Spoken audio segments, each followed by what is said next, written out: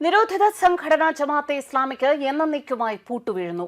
ഹരിയാനയിലെ ഫരീദാബാദിൽ വൻ സ്ഫോടക വസ്തു ശേഖരം പിടിച്ചെടുത്തതിനും ഡൽഹിയിലെ സ്ഫോടനങ്ങൾക്കും പിന്നാലെ ജമ്മു കാശ്മീരിലെ കുൽഗാം ജില്ലയിലെ നിരോധിത ജമാഅത്തെ ഇസ്ലാമിക്കെതിരെ ബുധനാഴ്ച പോലീസ് വലിയ ഓപ്പറേഷൻ ആരംഭിച്ചിരിക്കുകയാണ്. 300-ലധികം സ്ഥലങ്ങളിൽ റെയ്ഡ് നടത്തി നിരവധി വസ്തുക്കളും ഡിജിറ്റൽ ഉപകരണങ്ങളും പിടിച്ചെടുത്തു. കഴിഞ്ഞ 4 ദിവസത്തിനുള്ളിൽ 500-ലധികം പേരെയാണ് ചോദ്യം ചെയ്തത്. അവരിൽ പലരെയും അറസ്റ്റ് ചെയ്യുകയും ചെയ്തു. സുരക്ഷാ ഉദ്യോഗസ്ഥർ ജില്ലയിൽ 400 കോർഡൺ ആൻഡ് സെർച്ച് ഓപ്പറേഷനുകൾ ആരംഭിച്ചിരിക്കുന്നു. JEI അംഗങ്ങളുടെയും അവരുടെ കൂട്ടാളികളുടെയും വീടുകളിലും പരിസരങ്ങളിലുമാണ് റെയ്ഡ്.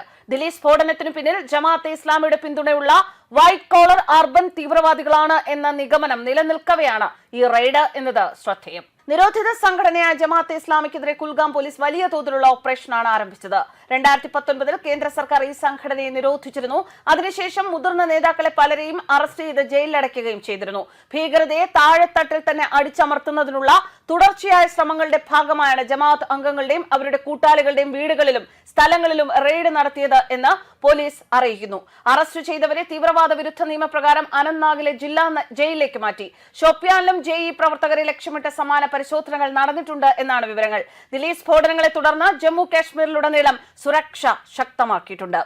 വാഹന പരിശോധനകളും തിരച്ചിൽ പ്രവർത്തനങ്ങളും ശക്തമാക്കിയിരിക്കുന്നു. ജമാഅത്തെ ഇസ്ലാമിയെ ഇന്ത്യയിലോ ലോകത്തോ മറ്റു മുസ്ലിം സംഘടനകളൊന്നും അംഗീകരിക്കുന്നില്ല എന്ന് മാത്രമല്ല, പാരമ്പര്യ മുസ്ലിം വിഭാഗങ്ങൾ അതിനെ ശക്തമായി തന്നെ എതിർക്കുകയും ചെയ്യുന്നു എന്നതാണ് അവസ്ഥ. മറ്റു രാജ്യങ്ങളിൽ ജമാഅത്തെ ഇസ്ലാമി പലപ്പോഴും തീവ്രവാദ സംഘടനകളുമായി ചേർന്നാണ് പ്രവർത്തിക്കുന്നത്.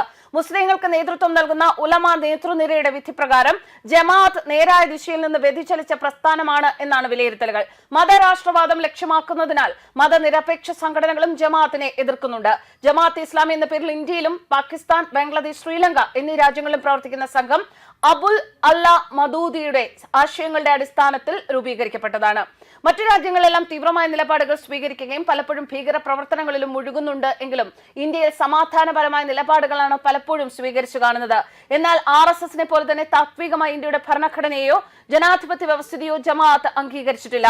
തങ്ങളുടെ ലക്ഷ്യം നിറവേറ്റുന്നതിനുള്ള ഒരു മാർഗമായി മാത്രം അവ അംഗീകരിക്കുകയും അടിസ്ഥാനപരമായി ഒരു മതരാജ്യം സ്ഥാപിക്കുകയും ചെയ്യുക എന്നതാണ് സംഘടനയുടെ ലക്ഷ്യം എന്നാണ് നേതാക്കൾ പറയുന്നത്. സംഘത്തിന്റെ അനൌദ്യോഗിക വിദ്യാർത്ഥി സംഘടനയായിരുന്ന SIMI Students Islamic Movement of India അടിസ്ഥാന ആശയങ്ങളിൽ തന്നെ ഉറച്ചുനിന്ന് മറ്റു രാജ്യങ്ങളിലെ ജമാഅത്തെ ഇസ്ലാമി പോലെ മതരാഷ്ട്രത്തിനു വേണ്ടി തീവ്രമായി രംഗത്ത് വന്നിട്ടുണ്ട്. എന്നാൽ അത്തരം നീക്കത്തിന് ഇന്ത്യയിൽ സമയമായില്ല എന്നാണ് ജമാഅത്ത് വിശ്വസിക്കുന്നത്. അതാണ് ജമാഅത്തുമായി സിമിക്ക് ബന്ധം ഏർപ്പെടുത്തേണ്ടി വന്നത്. ജമാഅത്ത് തങ്ങളുടെ ഇംഗിതത്തിനൊത്ത് പ്രവർത്തിക്കാൻ SIO എന്ന വിദ്യാർത്ഥി സംഘടന രൂപീകരിക്കുകയും ചെയ്തു. ഡോക്ടർമാരും എഞ്ചിനീയർമാരും അടക്കമുള്ള വിദ്യാസമ്പന്നരാണ് പലപ്പോഴും തീവ്രവാദ ആശയങ്ങളിൽ വീണുപോകുന്നത് എന്നതാണ് ഖേദകരം. ഇസ്ലാമിക രാഷ്ട്രം സ്ഥാപിക്കണം എന്ന മൗദൂദിയൻ ആശയമാണ് ജമാഅത്തെ ഇസ്ലാമി ഇപ്പോഴും പിന്തുടരുന്നത്.